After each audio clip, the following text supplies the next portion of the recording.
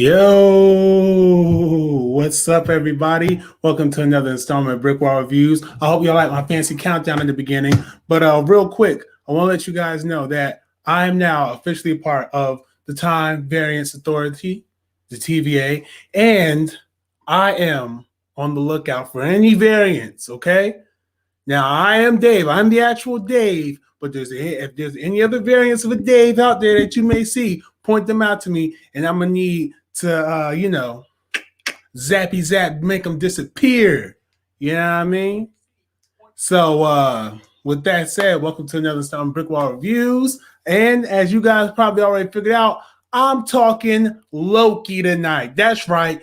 I'm finally going to get to talking about Loki. It comes on Wednesdays, which is a big inconvenience to me.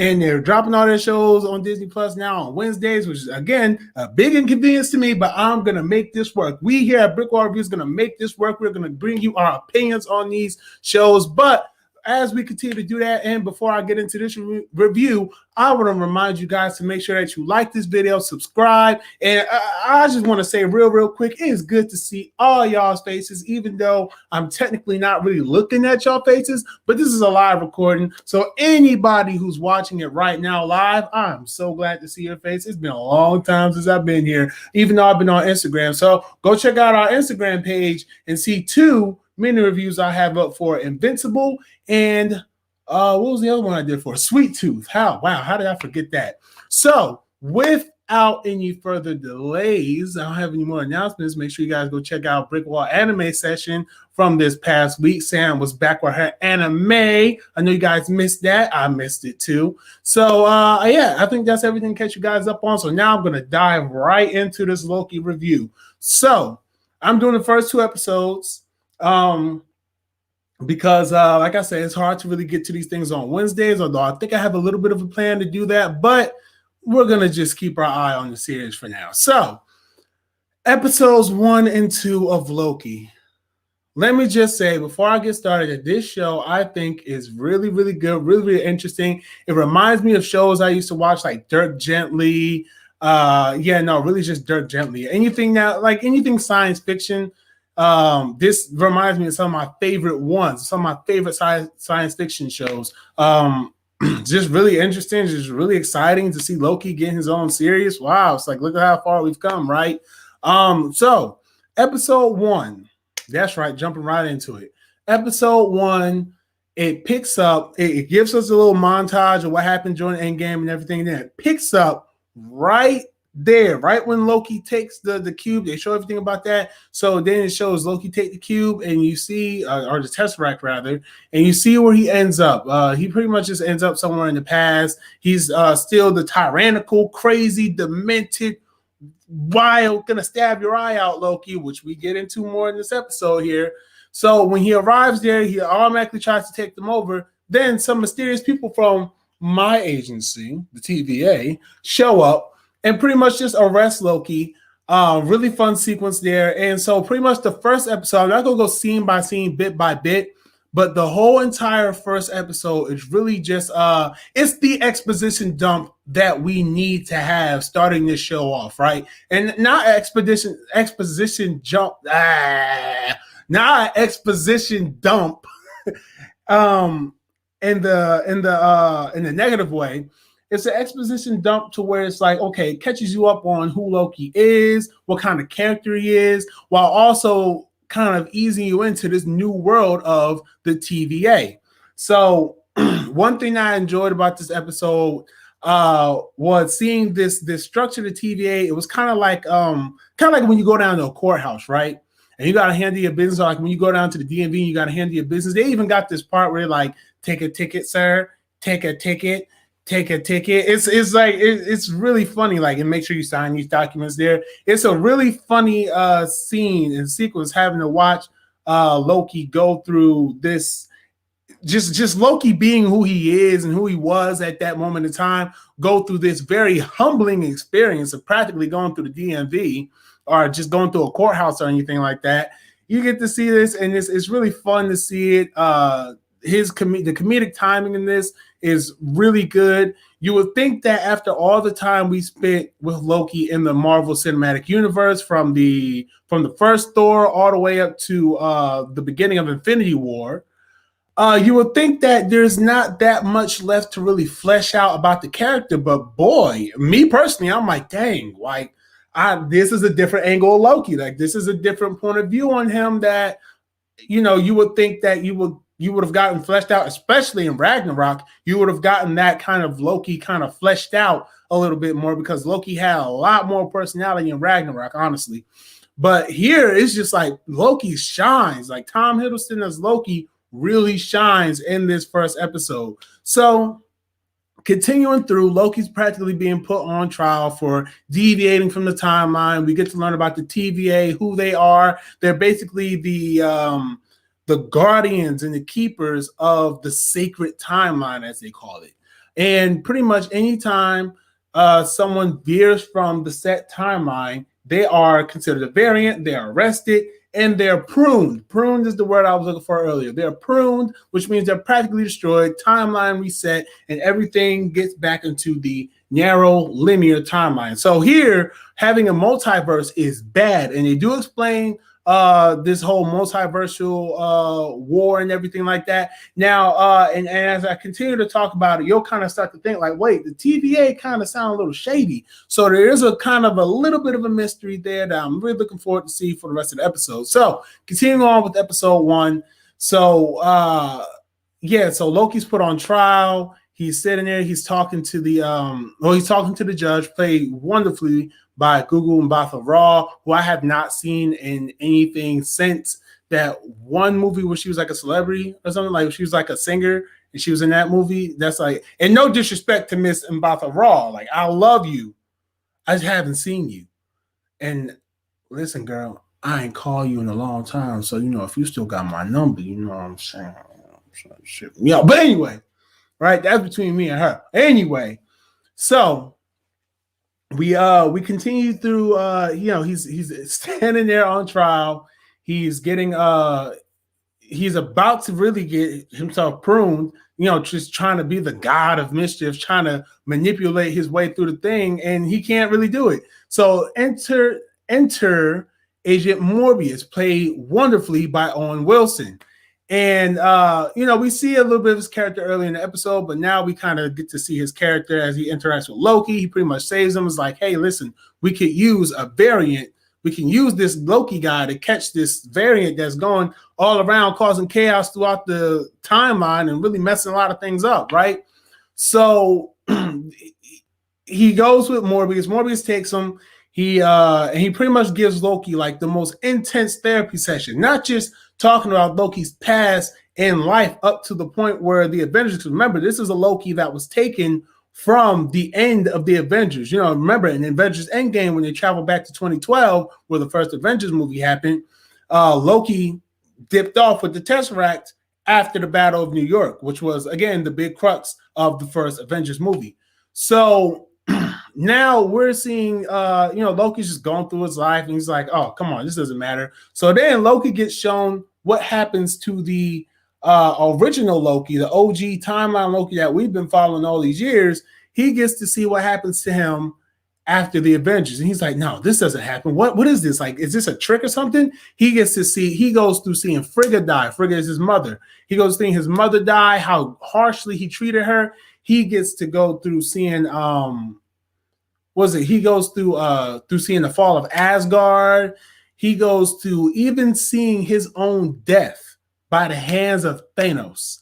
It's an intense and insane just view of Loki's life, and just a really great recap as well. But to see all those things happen, and this version of Loki just having to watch it all and see it all happen, is a really emotional scene at one point.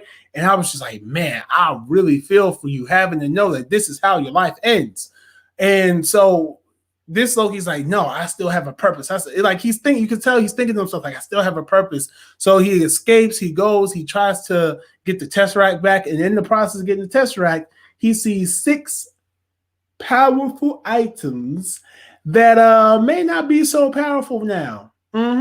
Yeah, trust me, Marvel fans, especially those who were hurt by some of the events in the Infinity War Endgame, y'all about to be in for something. A real nice little treat. So, anyway, so yeah, Loki just goes back. At that point, he decides he's gonna actually work with the TVA. Of course, this is still Loki. So you know he has some type of devious intent. We just don't know what it is exactly. But he's like, okay, so why do y'all need me anyway? Why do y'all need me to come and help y'all with y'all problems? Then it's revealed that the version of that the variant they're looking for is a Loki. Yeah, that's right. Loki looking for Loki. Boom. So when we get into episode 2, first of all, what I thought episode 1 before I'm gonna talk about episode 2 first. Then I'll tell you what I thought about each episode individually. So going into episode 2, and this one just came out this past week. So spoilers for anyone who hasn't seen it yet. But I would assume since it's like Sunday now and the episode came out on Wednesday, all you diehards saw it, and maybe some of you casuals saw it. So episode 2, right? So episode 2, we start off. We start to see the variant attack, right? The variant attacks some members from my precious organization. My precious TVA members are gone because of this Loki variant, whoever you are. So they're trying to really, it's at this point, it's a race against the clock. It's like, yo, we have to figure out where this dude is going, because where this Loki is going, because every time they mess something up, this timeline is going insane and it's reaching its points of no return. It can destroy everything. So, they try to get Loki to help them out. Loki, of course, does some trickery. I'm not going to spoil the whole thing for you, because I do think it'll be a fun watch if you see it for yourself. But Loki pulls some trickery. They catch on to him. And so he's given a final chance. This is his final shot in this episode. 2 episodes in, and Loki is on his final strike. That's how you know the stakes are high for this show. So they're like, all right, come on. All right, Morbius, we'll give you one last shot to work with this Loki. And if this does not work out, man, you got to go, and he got to go too. Both of you going. That's it. So here we are at this point where Morbius is like sick and tired of Loki. He's like, yo, you got to get yourself together, because I'm putting my faith in you. I know you can help us out. Stop being such a butt and help us out. Stop trying to manipulate everyone. So the episode continues. Loki ends up finding out where this variant could be hiding and how they're getting away. And it has to do with cataclysmic events.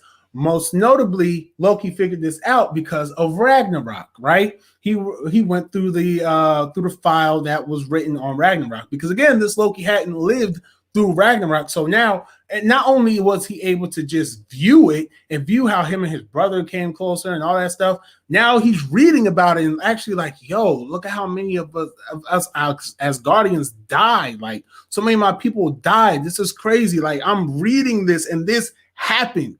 This happened. It's crazy. So after that, they come up with a plan. They travel to the year 2050. That's right, 2050. And a real big cataclysmic event is happening. They're all hunting down the variant. They think they have it cornered. Boom, boom, boom. A whole bunch of stuff happens. Don't ask why I said boom 3 times. But a whole lot of very interesting things happen. We get the reveal of the variant. What a reveal. And Loki, at the end of this episode, slips off following the variant who went through the portal. And before that even happens, the variant blows up the timeline. Yes, that's right. The variant has created the multiverse, has bombed the entire TVA timeline. The sacred timeline has been bombed and destroyed. And now a multiverse is branching out, and I can only imagine Doctor Strange is sitting there in his sanctum sanctorum going, what the ever loving is going on here? What? We stopped Thanos and all this is happening? Wanda? The multiverse? What is going on here? I'm pretty sure Doctor Strange is just like, Wong, get me the strongest liquor out there because I need a drink. So those are the 2 episodes of Loki. Like I said, I'm not going to get into heavy detail about these things because I do still want you guys who haven't seen it to enjoy the view. But for those of you who have seen it, you all know what I'm talking about. Y'all know what I'm getting at. So I'm going to talk about what I thought about each episode. Like I said, episode 1, I thought it was great. I already said how I thought it was a really good dive back into the character of Loki, how it was good to just go ahead and revisit some of Loki's greatest hits pretty much. And it really does serve for, there's people who haven't really watched all the MCU films and all the Thor films and all the Avengers films and haven't really seen much of Loki. This pretty much gives a good insight as to who Loki is, some of the key moments that you might want to look out for, et cetera, et cetera, et cetera. It also made me want to rewatch Ragnarok. Like, I'm itching to rewatch Ragnarok. And I mean, I might really just turn that on after this review. So as far as episode 2, I liked the pacing of it. It really started to feel more buddy cop there, like between Owen Wilson and Tom Hiddleston. They play off each other very well. Loki is given some great moments, like this is a trailer moment too, so I'm not spoiling anything. But when Loki goes, well, you stabbed people in the back so many times, and Loki goes, yeah, well, I'll never do it again. Like, that's a moment that, even though it's in the trailers, it's still really fun to watch. It's just fun to see Loki with such a personality to where, even though he's Loki and he's deceptive and he's the god of mischief, and at any moment he can turn, and that's one of the things that we love about Loki, is that at any moment he can decide he's going to stab you in the back and keep it going, right? It's fun to see, well, this version of Loki, you have something to lose and gain at the same time, but where are you going to tip the scale at? Where is your balance at?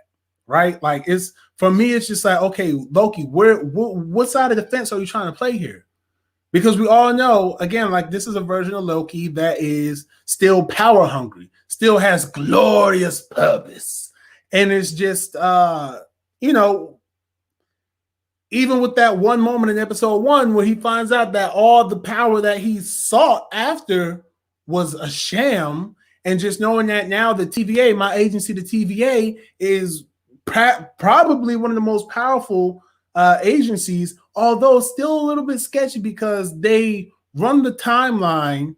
But if anyone makes a free decision that is to deviate from the timeline, then they are automatically considered bad. Like, you're bad for the multiverse. Like, there has to be one timeline. So something, and they kind of have like a lot of hints in the episodes that are saying like, yo, the TVA may not be what they seem. Don't get too attached to them being good. It's a lot of hints in that. And I'm really looking forward to see what they do with that. If there's going to be like a twist in the TVA thing. I do know there's a very heavy Easter egg, and there's a lot of lingering shots on these 3 people right behind me, the creators of the TVA, the creators of the sacred timeline, these 3 wonderful beings behind me that I am indebted to. There's something, one of them is a very very popular Marvel character, to say the least. And to know that he had to do with, it was Kang the Conqueror. I'm not even going to lie. Kang the Conqueror. And to know that Kang the Conqueror had to do with the creation of the TVA and knowing more about Kang the Conqueror. If you don't know about Kang the Conqueror, he's in an Avengers movie, not like the live action ones. He's in an animated Avengers movie, Young Avengers. And I think he probably has a story arc on one of the cartoon Avenger TV shows. I don't know. But you can always look into him, read about him, because I don't know that much about him myself. And that's too much to try to explain. But I do think he might make an appearance in this show, if not some type of foreshadowing to who he is and what's the big deal. And there's a lot of hints and breadcrumbs leading to that too. But yeah, I love the second episode. I just love the dynamic. I love how I like the way it's moving along. I like how this series is going so far. And for this second episode to end the way it did and have the reveal that it had so quickly, I'm like, well, dang, how many more episodes are left? Because this seems intense. I'm not sure if it's 8 episodes or 6 episodes. I'm not really sure. But I'm like, yo, like this is moving at a pace to where I'm like, I don't even know what to expect. Usually I'm like, yeah, all right, here we go. We going into the next one. We going to get some of this. Now I'm just like, I got nothing. I got nothing. I'm like, yo, okay. I'm like, all right, we're moving fast. Let's see what we got. So I'm excited for this. So far, I'm giving this 4.7 out of 5 stars. No, it has not gotten it doesn't get a full 5 until the end of the series. That is when I decide as a whole whether or not this is a 5-star series for BrickWall reviews. But as of now, it is a 4.7, which is really high. It's on a good track. And let's just hope that they continue to go at a good pace and that they are able to stick the landing, whatever landing that may be. But as for me, that is all. My break is almost over from TVA. I still gotta go monitor some stuff. But I really appreciate you guys for tuning in to this video. Remember to like and share. Tell your friends, tell your homies, tell your brothers, sisters, mothers, cousins, all that good stuff. I am working on some really cool collabs and things as such, which will hopefully be announced at a future date. But until then, continue to tune in to BrickWall Reviews. Go check out all our previous stuff. Follow us on Instagram because I'm really going to be doing some mini reviews over there for some films and television shows that we may not be able to get to over here on our main channel, but I still want to go ahead and give it a shot and give it a shout out and give my honest opinion about those things. All that and more. I don't know why I said that. But yeah, we'll be back. Me and Sam will be back at some point in the future to talk about a movie that is also just as good as look. I don't know where I was going with that. I don't. But me and Sam will be back at some point in the future together to review a film just for you guys, just because we love y'all. But until then, stay tuned to the channel. Thank you guys for viewing. Like, subscribe to our YouTube channel, and share. And until next time, this has been Dave with BrickWall Reviews. I'm about to go back to protecting the sacred timeline.